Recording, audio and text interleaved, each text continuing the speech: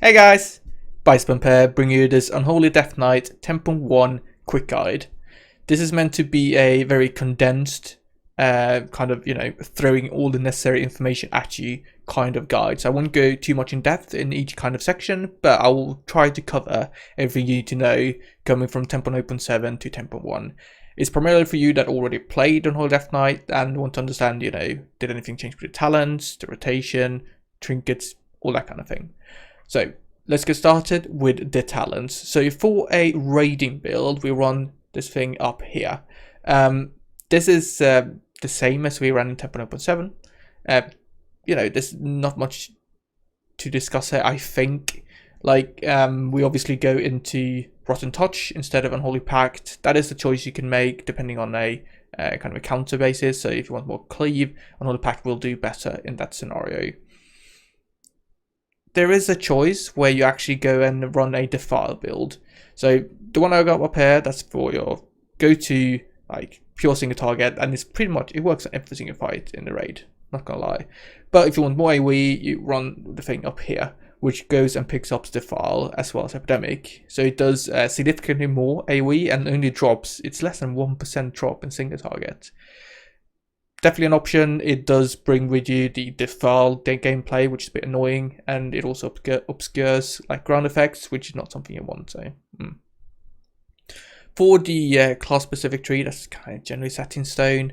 There are options, like you can, if you want, go into a more tanky version of it, where you pick up Will of Necropolis, but you sacrifice a point in Unholy Bond. So that's 1 to 3% DPS loss depending on the situation, but you do get significantly more tanky. So definitely something I consider in a progression environment where I feel like, right, I want to get a bit more tanky here, and I sacrifice that DPS, but it's up to you. That's right. For Mythic class, our primary build is the one up here. It's the standard kind of defile disease build. You can see we go both into Airborne Fever, we pick up Defile, we have Playbringer, that kind of thing. There's not that much to change about this. You can pick up Improved Death Call if you want a bit better 2-3 target cleave, but generally you can just pick this up and you run it everywhere and it's going to work well for you. Same thing with the class tree. This is relatively set in stone, but you can opt for a more defensive option with Will of Necropolis. If you play perfectly, you don't need it, but I fail, I will make mistakes, and having that kind of as a safety mechanism is really nice, especially in very high keys. So last season when I ran 25s, 26, I like to run a more defensive build, but it's up to you. Alternative options, not really. This is what we'll run. It's the most versatile one. I will make some Mythic Plus videos if we have some more fun and exciting ones, like you remember no army build, that kind of thing. But essentially, this is what we will be running the absolute majority of the time.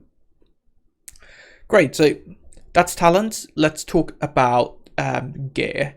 First of all, what's this here? So for trinkets, we want to run Vial of Animated Blood, as well as Nefarian's Call to Suffering, that's what we call the Nefarian class trinket. That's going to be your best combination.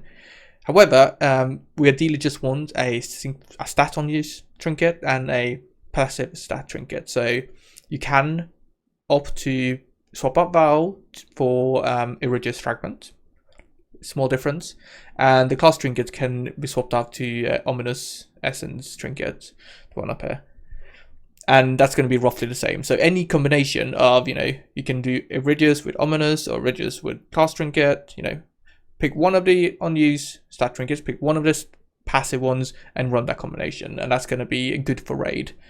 Just similar to itself, Vial plus class trinket is best, but the other combinations are close. For Mythic Plus though, we really do want Vial of Animated Blood. The 1.5 minute cooldown works really well in Mythic Plus, just pick that up and run with it. For the passive trinket, it's either class trinket or Ominous, so Vial plus one of those passive ones. For the BIS embellishments, we want double Shadow Flame patch that's going to go on the belt and the boots. The ideal kind of crafting scenario is to swap out your lariat for some nice neck for Mythic Plus. Specifically, the one from Alderman is really good with Haste Mastery.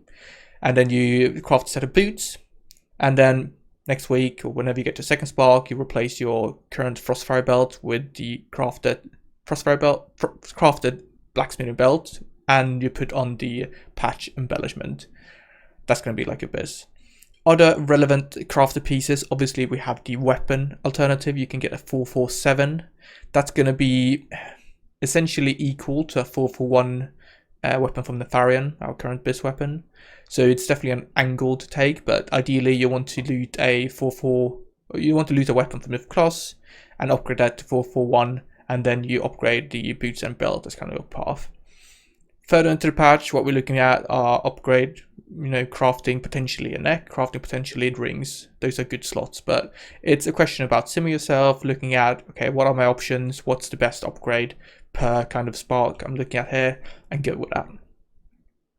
When it comes to upgrades and upgrading gear in general, you want to prioritize getting the weapon.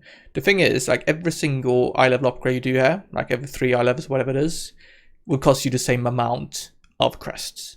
So you really want to go for the high impact items first. It's not like Valor, which had a different cost for rings and weapons that kind of even it out. Currently, it's kind of like upgrade most impact slots and ignore everything else. So you want to upgrade your weapon, you want to upgrade your trinkets, and then you want to upgrade like high stat pieces. So if you get a heroic chest or a heroic tier piece, that's what you want to upgrade, right? It's by far the easiest to just, simulate your character, figure out, okay, what's the DPS per crest I upgrade here, and then go for that. We do have lots of crests, so don't be afraid of upgrading pieces. You're unlikely to get so much gear that you don't have the crest available to upgrade it. And there's obviously the discount that if you upgrade something before, you don't spend any crests when you go up to that eye level in that piece later on. The tree also simulates a character, but it's going to be weapon, trinkets, high stat pieces, and then everything else. Cool. Rotation. So what's up with rotation in 10.1? What changes? That kind of vibe. So Gargle has been fixed, and we're running different trinkets, and this has an impact for the opener. The opener is also a very important aspect of the rotation, so let's just cover that specifically. Up here, you see the opener in raid. A couple of notes here. You can see Death Decay being used. This is because we pick up, what's that called? Unholy Ground, giving you haste. Now that Gargle series properly, that's going to be very useful. So we want to get as much of that Death Decay overlap. This means using Death Decay early, and then we're going to use it again when it runs out, just to get that extra haste, to get those extra casts off.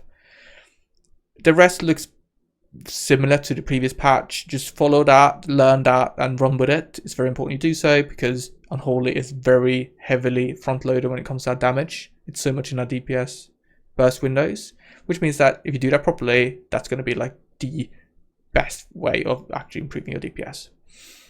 After this is done, right, we go into the Gargle rotation. The priority there is to spend as much runic power as possible to just max out on those get death calls, right? As I said, reuse Death Decay when the previous one runs out, and then focus on getting your rune count down to 0. So you're going to do lots of scout strikes. Only when you hit 0 is when you're going to do Festering Strike again. Also try and use AMS there to kind of funnel some of the medic damage you take into runic power. That's going to help out. Using AMZ is kind of like neutral. It gives you runic power, but the cost of a GCD means that it's not a big upgrade. I thought it was previously, but it actually isn't. Right, that's the opener. Other than that, your core rotation is maintaining Virulent Plague with your Outbreak / Unholy Blight. You do Festering Strike to build your wounds, Ghost Strike to burst them, and Death Call to spend your runic power. Generally, spend runic power when you're about to cap. For the Festering Wounds, generally go down to 0, but you need to be able to build up for the next Apocalypse window. And for the dots, just refresh it when there's like, I think it's around 6 seconds left. It's pandemic, so it's kind of fine to refresh it with Outbreak, even though there's some time left on it. When it comes to our cooldown windows, like your next big thing is to nail your 3-minute cooldowns. You can see how this is a nice graphic where it looks like. So you do everything in pool, and then 45 seconds later you do, Bite if you have it, DT and a POC. 45 seconds after that you use Unholy Assault in that combination, and so on. So you can see it up there, and then 3 minutes use everything again. And at the 3-minute mark, you want to replicate the opener. So essentially think about, all right, at 3 minutes, I have everything ready. I want to do the rotation as I did in the opener. That's the ideal kind of scenario. Great, so that's the rotation for raid. For Mythic class, it's really quite different. The whole idea of Mythic class is to maintain your Playbringer. Make sure you keep up your defile buff as much as possible. Just bloody spam Epidemic. That's like the primary way you do DPS. And then there's not much else to it, right? This is what a general kind of opener of a pack looks like. Go in, send your defile. That's good to like put down as you run to a pack. Run in, hit Skirt Strike once to trigger Playbringer, and then use your Blight, DT, Unholy Assault, Apocalypse, all your cooldowns there. And then it's going to be like spam Epidemic, hit Skirt Strike to burst lots of wounds to get lots of running power, spam Epidemic, refresh your defile buff when that kind of runs out, and then just keep going like that. I know it's a very simplified kind of approach to rotation here, but I will make Myth class videos where we discuss this much more closely. One note, you might sit there and think about, hang on, what about our tier set? Then we change our rotation based on that? We kind of don't. The one thing you need to be careful with is that opening army. So using army with a 4 set gives you 20 stacks of the tier set, but those actually clear on pull. So you don't want to pre-pull army. It's very important. You have to wait until you're actually in combat, then you press army. Otherwise you're going to clear the stacks and it's going to be awful for you. Cool. That's the rotation. Let's talk about some consumables. Hasn't really changed much. We do want to use corrupting bile pretty much everywhere now. It got buffed in Temple 1. Has much of a higher uptime, which means that it has more value. So that's going to be by far your best bile. You feel like it kills you. Like it does deal damage sometimes when you actually trigger that effect. It deals 25% of HP. Pick up the tepid versatility, right? When it comes to enchants and that kind of thing, it's all the same. You know, Fallen Crusade on the weapon. You'd use what's that? Fierce Armor Kit. Yeah, Fierce Armor Kit on the legs. It's up here, right? Nothing too fancy. All right. Hopefully that gives you a good overview of Temple 1 and what you need to, you know, do differently and what you need to do the same to keep up with the kind of the best and optimal way you're playing the Unholy Death Knight. Leave a comment down below. Let me know, did I forget anything? I'm sure I did. I don't know. Upvote, downvote, consider subscribing. Ask any questions you want and I would be more than happy to answer them. Thank you very much for watching and stay tuned for more content. Thank you.